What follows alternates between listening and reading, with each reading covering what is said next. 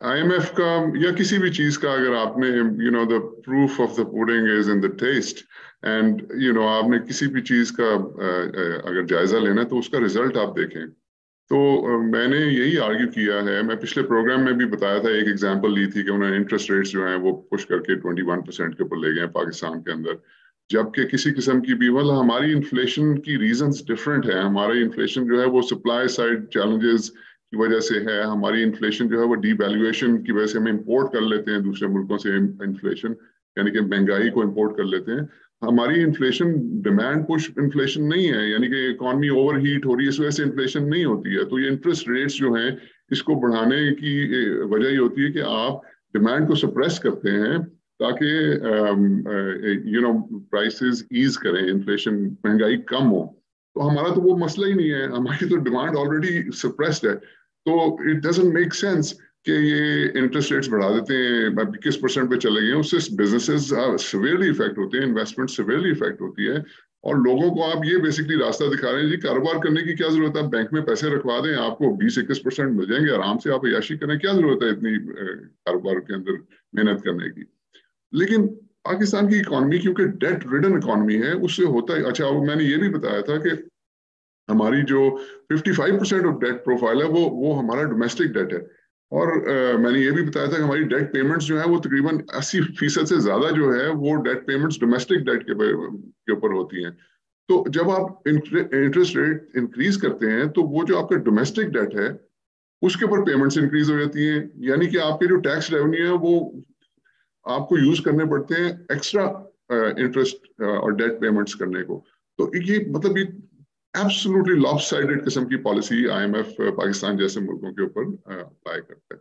तो मेरा कहने का मकसद ये है कि इस तरह की जो पॉलिसीज जो कि एक्चुअली पेन कॉज करती है कॉमन मैन को, उनके लिए तकलीफ क्रिएट करती हैं, और सारा कुछ करने के बाद आईएमएफ आके कहते हैं जी वो ब्रेड क्रम्स जो है ना, वो जो चेंज है वो आप ये गरीबों को BISP Benazir income support programme के थ्रू उनको टारगेटेड सब्सिडी दे दें, अपनी तरफ से कोई बड़ा दिल रखने वाले के जी ये बड़ा इनको एहसास है गरीबों का एंड ऑल दैट। भाई पेन आप क्रिएट कर रहे हैं इतनी ज्यादा, और एंड पे आके ब्रेड क्रम्स आप उनको दे रहे हैं। सो मेरा पॉइंट ऑफ व्यू ये है कि भाई आईएमएफ ने अगर कुछ वाकई करना है, सीरियसली करना है, तो हमने ये कभी क्यों नहीं सुना आईएमएफ से कि आप स्ट्रक्चरल रिफॉर्म्स करें पाकिस्तान के अंदर? ये क्यों नहीं सुना कि आप 18वीं सदी का 250 साल पुराना एक colonial governance system civil service का चला रहे हैं, उसको ठीक करें। आपकी इन्फ्लेशन की एक प्राइमरी वजह यह है कि आप 250 साल पुराना सिस्टम चला रहे हैं। मैं आप डिटेल्स में, टाइम नहीं है, फिर कभी बात करेंगे कि क्यों वो इन्फ्लेशन कॉज करती है।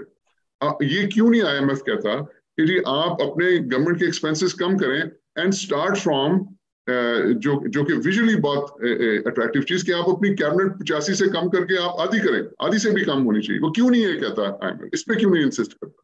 सो ऑल दोस थिंग्स जो करनी चाहिए वो कभी हम सुनते नहीं है आईएमएफ से, और हम सुनते हैं कि इंटरेस्ट रेट्स इंक्रीज कर देंगी, पेट्रोलियम डेवलपमेंट लेवी आप इंक्रीज कर देंगी, तो इस टाइप की चीजें जो कि गरीब को ज्यादा इफेक्ट करती है। देखिए हमारे यहाँ तो मैं जाती तौर पे समझता हूँ कि हमारे जो टेक्स्ट बुक सॉल्यूशंस जो है ना, मसलन एक आपको पता है कि जैसे इंटरेस्ट रेट्स की आपने बात कही कि आप जी वो बढ़ा दें, तो वो चूंकि क्लासिकल इकोनॉमिक्स में ये थेरी है कि जी वो बढ़ा देंगे तो इन्फ्लेशन नीचे आ जाएगी, डिमांड कम हो जाएगी वगैरह वगैरह। इसी तरह डिवैल्यूएशन का भी आप देखें कि हमें उसका नेट वो वाला फायदा नहीं होता, अगरचे कि उससे एक्सपोर्ट्स इंक्रीज होती हैं, सुनने में ही आता है वो इंपोर्ट्स का बिल जो है वो ज्यादा महंगा हो जाता है। बहरहाल हम आगे ये मैं एक और इसमें बड़ी इंपॉर्टेंट आपको बात बताऊं कि देखें आईएमएफ एक फाइनेंशियल इंस्टीट्यूशन है, और फाइनेंशियल इंस्टीट्यूशन जब भी कोई आप फाइनेंस किसी को देता है, कोई लोन वगैरह देता है, तो वो सबसे पहले देखता है कि ये स्पॉन्सर्स कौन है, कौन लोग हैं जो कि ये कारोबार चलाएंगे। तो आईएमएफ को सबसे पहले देखना चाहिए कि ये मुल्क कौन चलाएगा, क्या उन लोगों के अंदर कैपेबिलिटी है कि उनके पैसे वापस करने के लिए। तो अगर तो वो वाकई ये चाहते हैं तो क्यों नहीं वो इस किस्म की बातें करते कि भैया आप अपने ये मसले सॉल्व करें, ये अपने आप लोग तो कॉन्स्टिट्यूशन को भी नहीं मान रहे, आपस में लड़ रहे हैं आप, तो ये कैसे मैनेजर्स है, ये किस तरह से इस तरह की सॉल्यूशंस लाएंगे कि आईएमएफ या दीगर जो लोन्स हमने लिए हैं वो वापस किए जा सके। So these are the kinds of things, that's why I am critical about IMF and the likes, कि भाई जो करने वाली बातें हैं जिस पे पुश करना वो करते नहीं है, और ये जो unnecessary बल्कि ज्यादा पेन क्रिएट करते हैं, वो वाली बातें हमें वो हम पे वाली इम्पोज बात है करते हैं। जी। बिल्कुल बिल्कुल।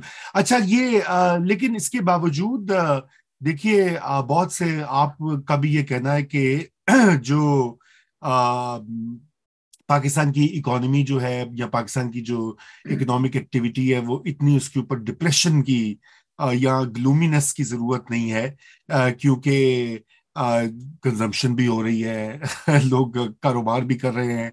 थोड़ा सा उसको इलेबोरेट करें कि why are you so upbeat about the current state of economy.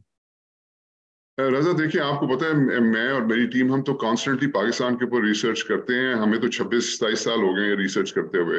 अब मैं आपको again numbers, evidence, empirical evidence के साथ ये आपको बता सकता हूँ कि we have to think about Pakistan, Pakistan governance, Pakistan economy in a completely different way. Because जिस तरीके से हम पिछले 70 साल से सोच रहे हैं, ये जो लोग इसको चला रहे हैं या जो ओपिनियन मेकर्स हैं या जो ये IMF के माउथ पीसेज हैं और जो हमारे एक्सपर्ट्स, बड़े वर्ल्ड क्लास एक्सपर्ट्स हैं, लेकिन वो डिस्कनेक्टेड, वो बाहर बैठ के वो समझते हैं उनको पाकिस्तान का ज्यादा पता है जो पाकिस्तान में लोग।